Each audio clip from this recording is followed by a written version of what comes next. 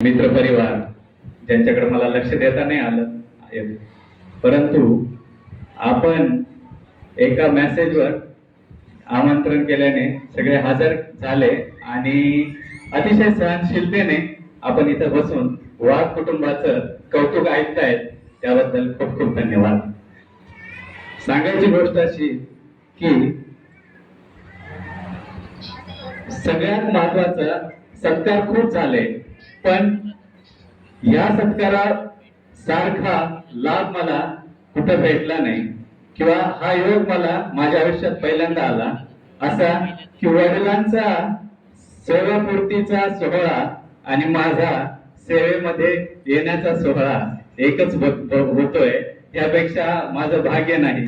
आणि त्यामुळे हे सगळं जे श्रेय आहे ते मी माझ्या आई वडिलांना, वाघ कुटुंबाला आणि खरं तर माझे जे आजी आजोबा आहेत ज्यांचे फोटो इथे लावले त्या वाघ परिवाराच्या हेड जो कुटुंबाचा मुख्य आहे त्यांना मिळतं. मी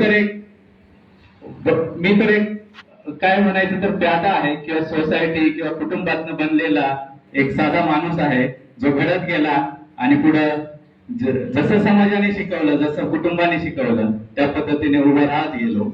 वडिलांकडनं खूप साऱ्या गोष्टी शिकलो, जसं की मला जेव्हापासून मला आठवतं की मी शाळेमध्ये गेलो आणि जेव्हापासून मी पहिलीत असताना आम्ही पाड्याला शाळेत होतो. मला आठवतं की पाड्याचं जे घर होतं ते अतिशय म्हणजे असं म्हणायला पण मी कमी नाही करणार की ते एक गोठाच होता गाईंचा, जिथे आम्ही राहत होतो आणि तिथून पहिलीच्या वर्गात, दुसरीच्या वर्गात तिथून जात येत होतो.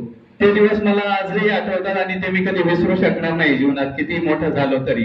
कारण ज्या समाजामधनं मी बाहेर आलो आणि ज्या समाजासाठी मी काम करायला सुरुवात केली ती आत्मीयता मला नेहमी आठवते की माझ्यामध्ये जर मी ज्या परिस्थितीतनं येऊ शकतो तर तशी परिस्थिती कुणावरही येऊ नये आणि माझ्याकडनं जितकं सत्कार्य करता येईल तितकं करावं. वडिलांचा एकच शब्द मला नेहमी आठवतो की तू कुठलंही काम कर पण नेहमी सातत्य जीवनामध्ये ठेव. वेळ लागला प्रत्येक गोष्टीला तरी चालेल, पण सातत्य ठेवल्याने यश नक्की मिळतं आणि शेवटपर्यंत कष्ट करत राहायचं. परीक्षा जवळ आली, परीक्षा असो किंवा जीवनाची परीक्षा असो, शेवटपर्यंत हत्यारा आपण टाकायचे नाही, शेवटपर्यंत लढत राहायचं. ही प्रेरणा मला वडिलांनी दिली आणि त्या वडिलांना साथ म्हणून म्हणजे मला एक सांगा की शिक्षक जेव्हा जातात, इथं बरेचसे शिक्षक वृंद आहेत, शिक्षक परिवार आहेत, पण आपण शिक्षकांचं कौतुक करतो पण शिक्षकांच्या